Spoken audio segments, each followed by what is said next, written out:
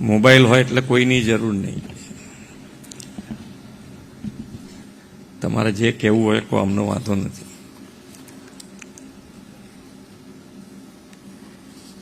એટલે અમે અહીંયાથી બોલતા હોય પણ અમારા હાથમાં મોબાઈલ આવે તો પછી અમારો થોડો ટાઈમ એમાં જતો રહેતો હોય.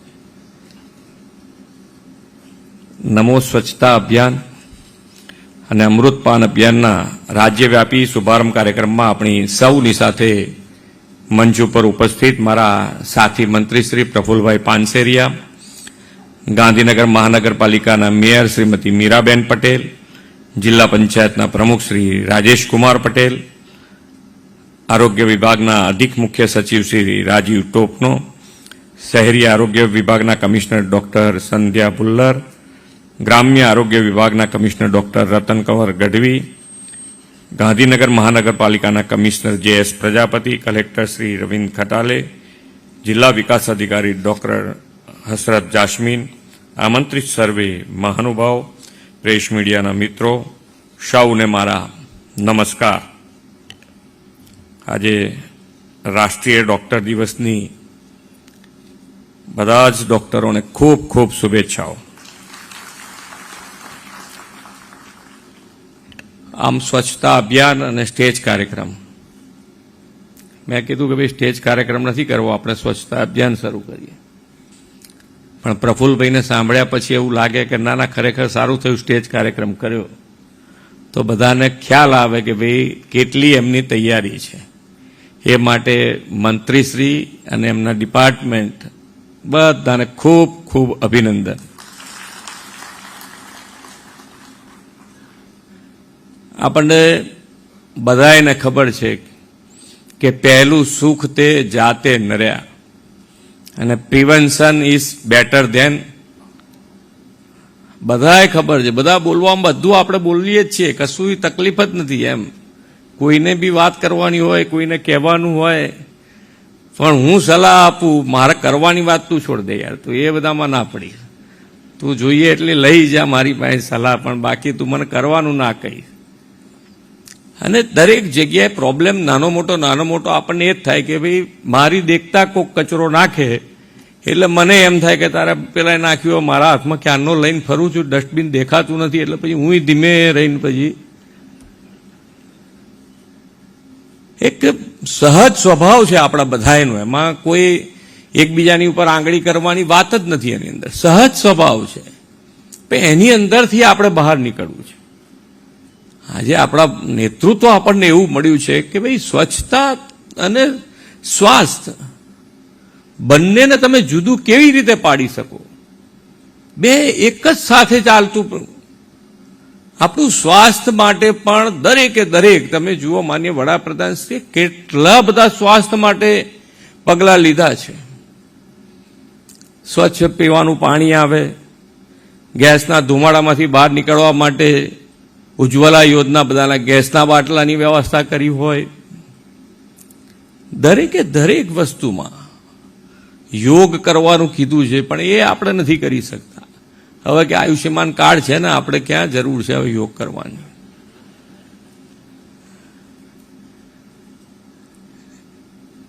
પણ સ્વચ્છતા આપણો સ્વભાવ બનાવવો પડશે, અને આપણો સ્વભાવ બનાવ્યા વગર ચાલે એવું નથી. દરેક જણને ગમે છે પાછી સ્વચ્છતા, એવું નથી હું ગંદકી કરું છું કરો, પણ ગંદકી પછી મને નથી ગમતી. થોડી વાર પછી પાછો ત્યાંથી હું નીકળું તો પછી એ ગંદકી પાછી મને નથી ગમતી. તો આપણો સ્વભાવ બનાવવો પડશે. અને સરકારી વ્યવસ્થાઓમાં દરેક જણ તમારી સાથે ઊભા રહેવા તૈયાર છે, બધા સાથે ઊભા રહેવા તૈયાર છે, પણ એકબીજાના સાથ વગર.